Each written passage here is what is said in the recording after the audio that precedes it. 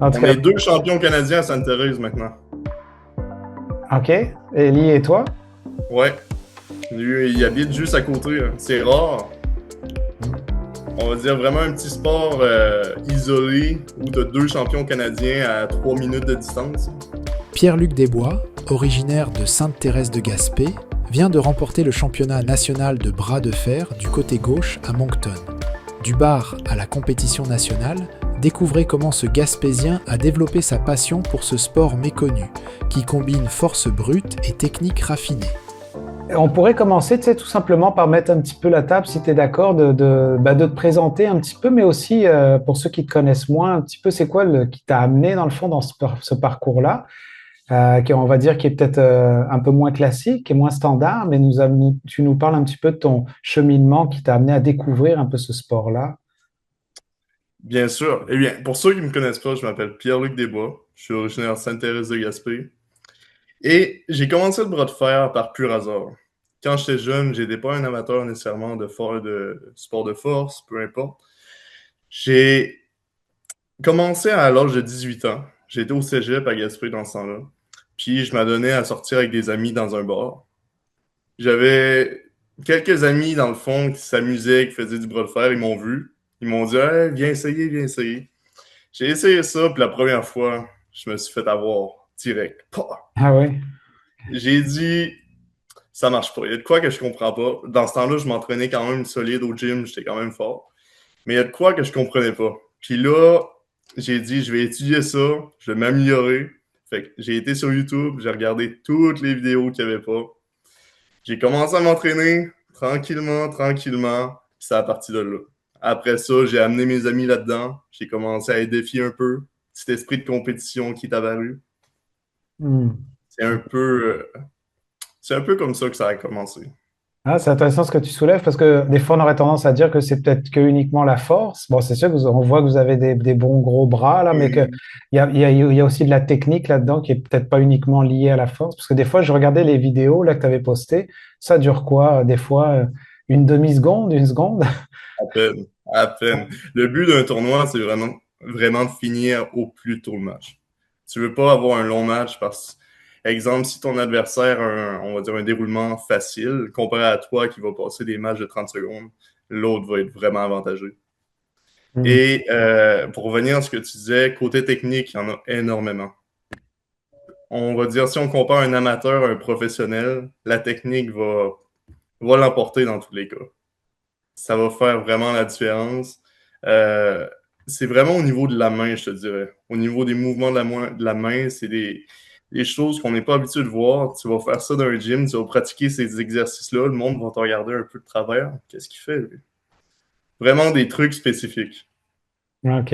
Et là, toi, tu travailles parce que j'ai vu que tu avais quand même compétitionné pour les deux bras là. Est-ce que c'est courant ça de te faire droite-gauche comme ça en général ou il y en a qui développent juste un côté? C'est quand même assez courant, je te dirais. Probablement, la majorité sont droitiers, on va dire. Ils ont vraiment un côté fort, souvent la droite. C'est assez rare d'être bon des deux. En général, tu as toujours un côté qui est un peu plus dominant. Moi, je te dirais, je suis environ égal. Je suis avantagé pour ça, donc je fais les deux. Une bonne partie fait quand même les deux, même si ils pensent seulement gagner la droite.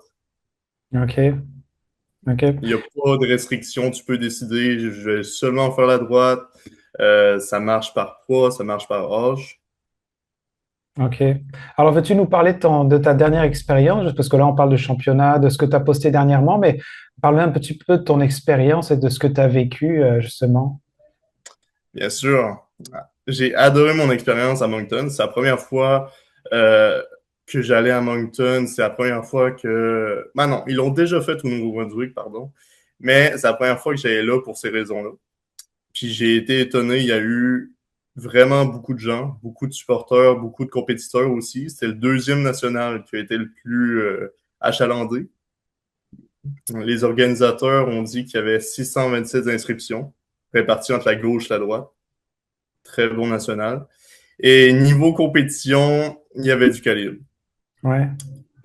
Ça venait des coins du pays, autant de l'ouest, de l'est, de partout.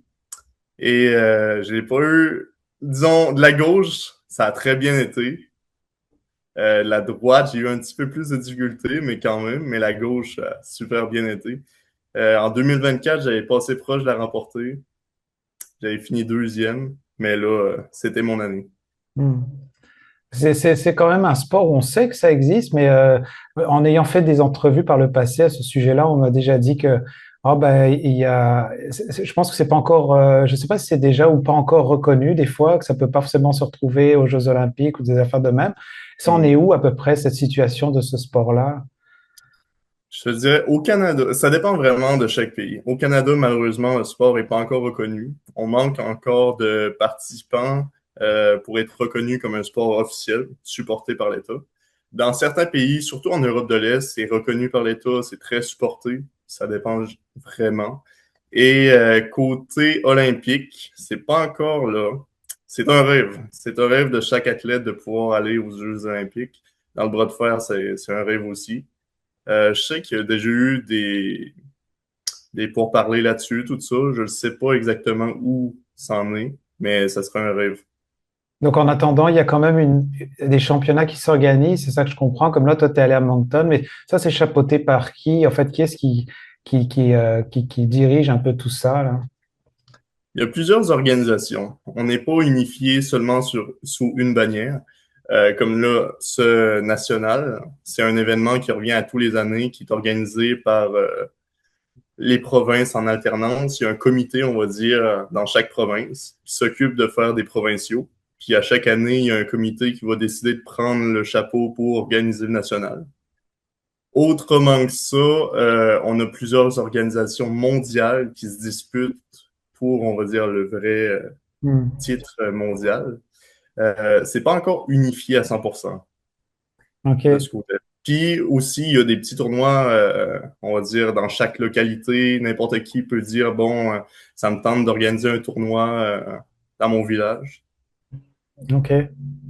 Et toi, tu fais quoi dans ton, on va dire, dans ton, parce que dans le fond, pour pouvoir, je dis pas que c'est pas comme un métier, mais dans le fond, toi, tu as ta routine déjà, mais pour justement pouvoir rester en forme, est-ce que c'est juste aller au gym ou de la façon dont tu te pratiques pour dire, bah tiens, pour être prêt pour les prochains championnats? Ça, chacun a sa petite méthode. Les méthodes d'entraînement varient beaucoup de personne en personne, d'athlète en athlète. Moi, j'aime bien faire ma routine de gym normale, puis ajouter à ça un côté spécifique avec des exercices justement pour le bras de fer, environ 2 fois semaine. Puis j'essaie aussi de environ 2 à 4 fois par mois aller sur la table. Comme par exemple, au Rocher Percé, on a un club. Hmm. Puis on se réunit à tous les semaines environ pour pratiquer justement. Puis c'est là que les progrès les plus majeurs sont faits. Ouais, intéressant. Est-ce que tu veux nous Ouais. en dire un petit peu plus sur ce club-là, justement? Parce qu'effectivement, c'est pas la première entrevue que je fais dans le secteur. Il y a quand même déjà du monde qui s'intéresse au bras de fer. Bien sûr, bien sûr. Donc, ce club-là, c'est parti il y a quelques années. C'est appelé le Bras du Rocher, si je ne me trompe pas. C'est trouvable sur Facebook. Il y a une page, tout ça, pour ceux qui sont intéressés.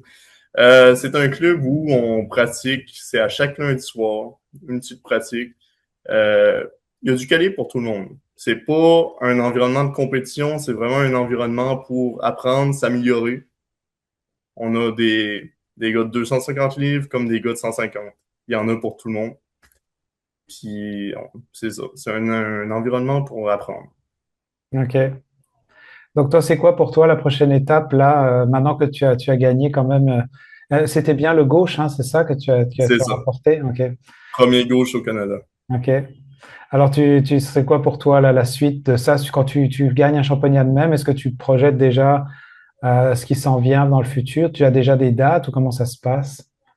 Ouais. C'est pas à cause que j'ai gagné que je vais arrêter, c'est juste le début. Ouais. Pour moi, la prochaine étape niveau national, ça serait gagner du bras droit aussi. Comme cette année, j'ai fini troisième, euh, il y a moyen.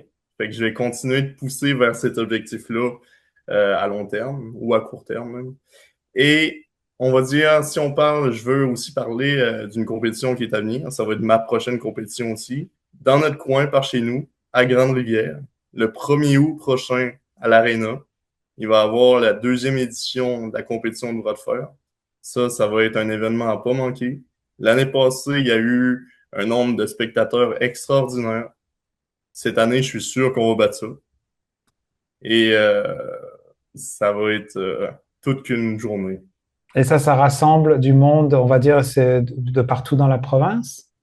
Oui, Ouais. même en dehors de la province, l'année passée, il y a plusieurs personnes du Nouveau-Brunswick, même d'autres provinces en Atlantique qui sont venues, et du Québec également. Ça rassemble un peu de tous. On en attend davantage cette année. Je sais que les organisateurs vont offrir des bourses. Ça va amener encore plus de gens.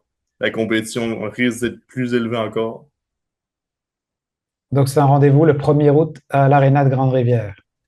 C'est bien ça. OK. Tout le monde est bienvenu, spectateurs comme compétiteurs.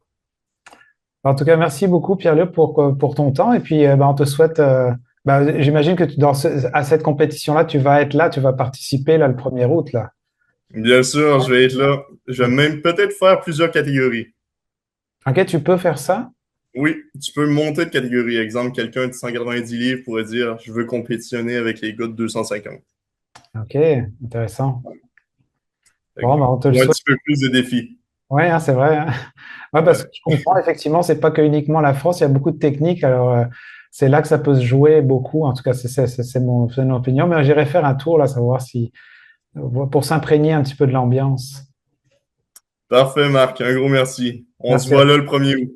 Merci. Salut.